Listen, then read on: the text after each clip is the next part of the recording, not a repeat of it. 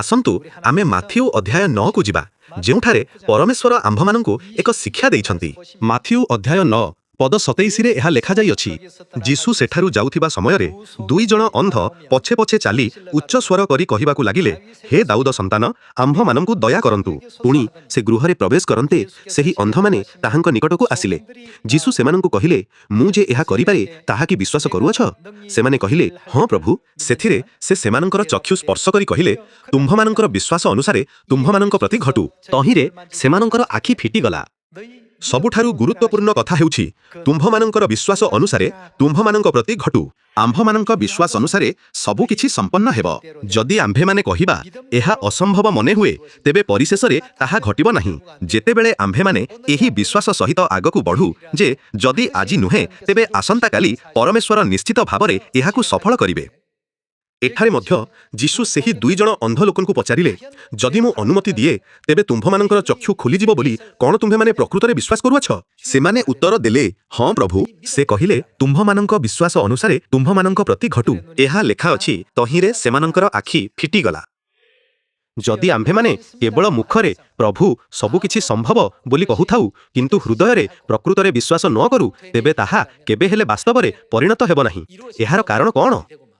କାରଣ ଆମ୍ଭେମାନେ ଏହି ବିଶ୍ୱାସରୁ ଆରମ୍ଭ କରୁ ଯେ ତାହା କରାଯାଇପାରିବ ନାହିଁ। ଆସନ୍ତୁ ଆମ୍ଭେମାନେ ସମସ୍ତେ ଏବ୍ରିୟ ଅଧ୍ୟାୟ 11 ଖୋଲିବା। ଏବ୍ରିୟ ଅଧ୍ୟାୟ 11 ପଦ 1ରେ ଏହା ଲେଖାଯାଇଅଛି, ବିଶ୍ୱାସ ପ୍ରତ୍ୟାଶିତ ବିଷୟର ମୂଳଭୂମି। ଆପଣମାନେ ସମସ୍ତେ କଣ ଆଶା କରୁଛନ୍ତି?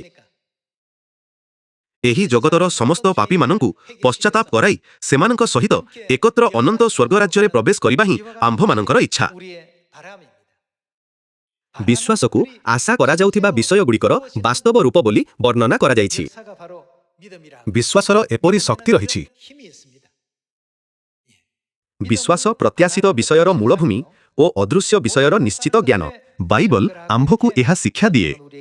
ଯେତେବେଳେ ପରମେଶ୍ୱର କହନ୍ତି, ତୁମ୍ଭମାନଙ୍କ ବିଶ୍ୱାସ ଅନୁସାରେ ତୁମ୍ଭମାନଙ୍କ ପ୍ରତି ଘଟୁ, ଯଦି ତୁମେ ଭାବ ଏହା ସମ୍ଭବ ହେବ ମହିଁ, ଶେଷରେ ଏହା ଅସମ୍ଭବ ହୋଇଯାଏ। କାରଣ ପରମେଶ୍ୱର ସେହିପରି କାର୍ଯ୍ୟ କରନ୍ତି।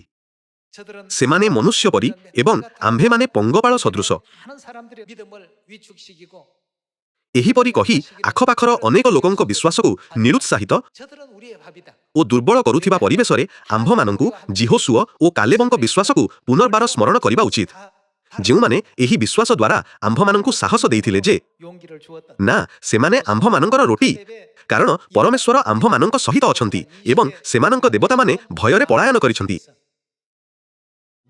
ପରମେଶ୍ୱରଙ୍କ ବାକ୍ୟ ତୁମ୍ଭମାନଙ୍କ ବିଶ୍ୱାସ ଅନୁସାରେ ତୁମ୍ଭମାନଙ୍କ ପ୍ରତି ଘଟୁ କେବଳ 2000 ବର୍ଷ ପୂର୍ବେ 2 ଜଣ ଅନ୍ଧ ଲୋକଙ୍କୁ ଦିଆଯାଇ ନଥିଲା, କିନ୍ତୁ ଆମକୁ ବିଶ୍ୱାସ କରିବାକୁ ହେବ ଯେ ଏହି ଯୁଗରେ ଆମ ସମସ୍ତଙ୍କ ପାଇଁ ଏକ ଉଦାହରଣ ସ୍ୱରୂପ ସେଗୁଡ଼ିକ ବାଇବଲରେ ଲେଖାଯାଇଛି।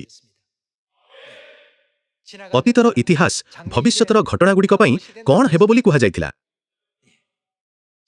ଅତୀତର ସମସ୍ତ ଇତିହାସ ପରମେଶ୍ୱରଙ୍କ ଦ୍ୱାରା ଆମ୍ଭମାନଙ୍କ ଶିକ୍ଷା ନିମନ୍ତେ ଏବଂ ଭବିଷ୍ୟତର ଘଟଣାଗୁଡ଼ିକ ପାଇଁ ଏକ ଛାୟା ସ୍ୱରୂପେ ଲେଖାଯାଇଛି। ତେବେ ସେହିପରି ସମସ୍ତ ଘଟଣା ଆମ୍ଭମାନଙ୍କ ପାଇଁ ମଧ୍ୟ ନିଶ୍ଚିତ ଭାବରେ ପୂରଣ ହୋଇପାରିବ।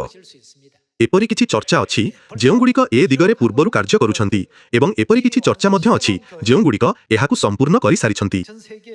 ମୁଁ ଆପଣମାନଙ୍କୁ ଅନୁରୋଧ କରୁଛି, ଆପଣମାନେ ପୁନର୍ବାର ନିଜ ହୃଦୟରେ ଏହା ଅଙ୍କିତ କରି ରଖନ୍ତୁ ଯେ ପିତା ଓ ମାତାଙ୍କ ଆଶୀର୍ବାଦ ଏବଂ ଅନୁଗ୍ରହରେ ସାରା ବିଶ୍ୱର ସମସ୍ତ ଚର୍ଚ୍ଚ ଅଦୃଶ୍ୟ ଭାବରେ ଏହି ସମସ୍ତ କାର୍ଯ୍ୟରେ ଅଗ୍ରଗତି କରୁଛନ୍ତି।